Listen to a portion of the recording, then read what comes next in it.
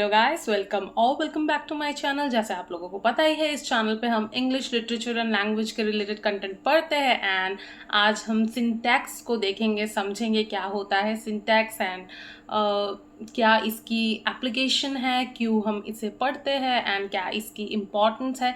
ये सब हम इस वीडियो में देखेंगे, समझेंगे। So stay tuned throughout the video to understand these things deeply। And जैसे आपको पता ही है, यूजीसी नेट के रिलेटेड बहुत सारा पोर्शन मैंने इस चैनल पे ऑलरेडी कवर करके रखा है।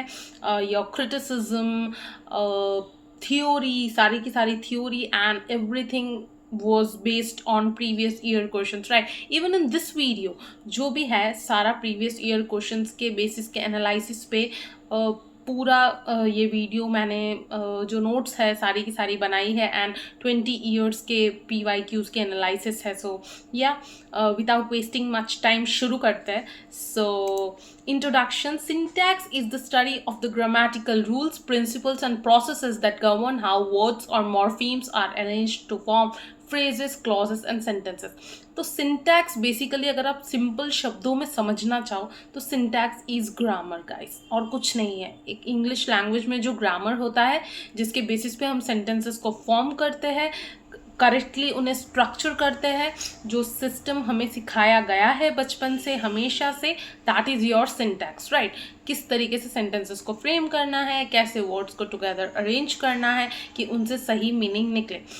So the example, in the sentence Ram eats apple, we see a proper grammatical structure of subject verb object। So ये जो sentence है Ram eats apple, यहाँ पे हम proper एक sentence structure देख रहे हैं, grammatically approved sentence structure देख रहे हैं, जहाँ पे पहले subject आता है, फिर verb आता है, फिर object आता है। तो Ram यहाँ पे subject है, eats जो है वो verb है, जो हिंदी में हम क्रिया कहते हैं, काम, right?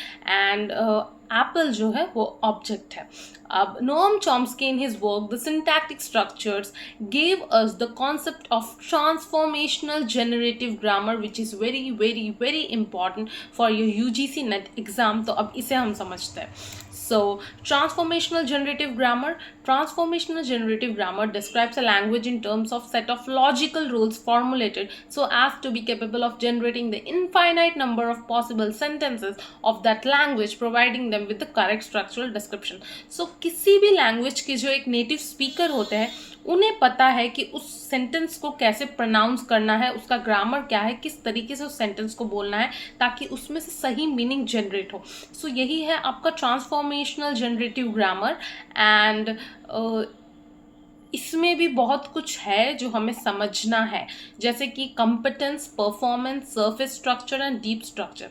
कंपिटेंस क्या है? Competence refers to a speaker's underlying knowledge of language, यानी कि एक स्पीकर का क्या नॉलेज है लैंग्वेज के बारे में। फॉर एग्जाम्पल, जैसे मैं अभी हिंदी बोल रही हूँ तो मुझे पता है कि किस वर्ड के बाद, किस शब्द के बाद कौन सा शब्द बैठाना है, किस वर्ड के बाद कौन सा वर्ड बोलना है ताकि उससे मीनिंग निकले, राइट? सो ये होता है कंपिटेंस, मुझे पता है कि क्या करना है ना। परफॉर्मेंस इस किस तरीके से मैं उस अरेंजमेंट को एग्जीक्यूट कर रही हूँ। Performance refers to the actual language use which can be impacted by cognitive and psychological factors. तो मैं जिस तरीके से बोलती हूँ एंड जो मैं बोलती हूँ वो हो सकता है कि कंपेटेंस के साथ मैच ना करे। मेरा परफॉर्मेंस जो है, यानी कि मुझे जो पता है जैसा अरेंजमेंट होना चाहिए, हो सकता है शायद मेरी अरेंजमेंट, मेरी जो परफॉर्मेंस है वो उस हिसाब से उस कंपेटेंस के साथ मैच ना करे, पर वो ऐसा तरीका है जैसे मैं बोलती हूँ, राइट? सो वो मेरे कॉग्निटिव एंड साइकोलॉजिकल फैक्टर्स पे डिपेंड करता है कि मेरी लाइफ कैसी रही है, मेरे एक्सपीरियंसेस कैसे रहे हैं, मुझे चीज़ें कैसे समझ में आती है, मैं कैसे चीज़ों को बोल रही हूँ, दैट इज़ माई परफॉर्मेंस। तो competence is always your set of rules जो आपको सिखाया गया है, जो आपको पता है कि होता है। एंड परफॉर्मेंस इज आप उस रूल्स को फॉलो कर भी सकते हो या नहीं भी फॉलो कर सकते हो, और आप किस तरीके से बोल रहे हो, दैट इज़ योर परफॉर्मेंस। जो वर्ड परफॉर्मेंस से हमें समझ में आ रहा है कि performing something. And surface structure, it is the basic structure of a sentence. For example, flying airplanes can be dangerous, बहुत सिंपल सा एक स्ट्रक्चर है, बट यहाँ पे एक एम्बिग्विटी मेंटेन रहती है, जो हमें क्लियर नहीं हो पाता है कि सेंटेंस कहना क्या चाह रहा है। डीप स्ट्रक्चर में क्या होता है? It is the more clear, detailed and less ambiguous structure of a sentence.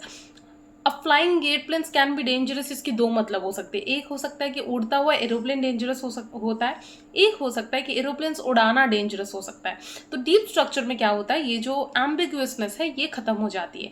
Aeroplanes can be dangerous when they fly, to fly airplanes can be dangerous, right. So इन दोनों में से कोई भी एक सेंटेंस बोलेंगे तो क्लियर हो जाएगा कि हम बोलना क्या चाहते हैं, एम्बिग्विटी यहाँ पे खत्म हो जाएगी, राइट। अच्छा, इसके बाद स्कोप ऑफ सिंटेक्स, यानी कि हम ये सिंटेक्स पढ़ते क्यों है, इसकी क्या ज़रूरत है।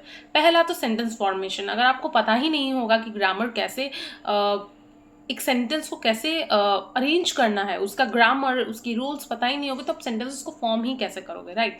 उसके बाद classifying words into syntactical categories and function, noun, verb, adverb, adjective, ये कैटेगरीज की जो ये जो क्लासिफिकेशन है कैटेगरीज की, ये आपको पता नहीं होगी तो कैसा होगा। इफेक्टिविटी, अगर आप अच्छी तरीके से लैंग्वेज को बोल पाओगे तो you can deliver the desired meaning. For instance, अगर आप किसी को सॉरी बोलना चाहते हो, आप सच में सॉरी फील कर रहे हो, और अगर आप जो जाकर बोलोगे सॉरी, तो उस इंसान को नहीं लगेगा that you are feeling sorry in the real sense of manner. But अगर आप उस इंसान के सामने जाओ एंड बोलो I sincerely want to apologize. I'm literally very, very sorry. I did not mean to say that. So this shows that you are sorry. You really are sorry. So this is the effectivity, right? Accuracy again, सही तरीके से बोलना is very important, and efficiency, अगर आप सही तरीके से बोलोगे तो कम टाइम में आप बोलोगे, that becomes efficient, come time लगेगा, and the process will be smoother and quicker, right? So yeah, this was all that I wanted to share with you regarding the scope of syntax or regarding syntax in general, and I hope clear हो गया हो। बहुत easy तरीके से मैंने समझाने की कोशिश की। अगेन वीडियो बहुत ज़्यादा बड़ा नहीं है, जितना important था उतना हमने रखा है। सो या, थैंक यू।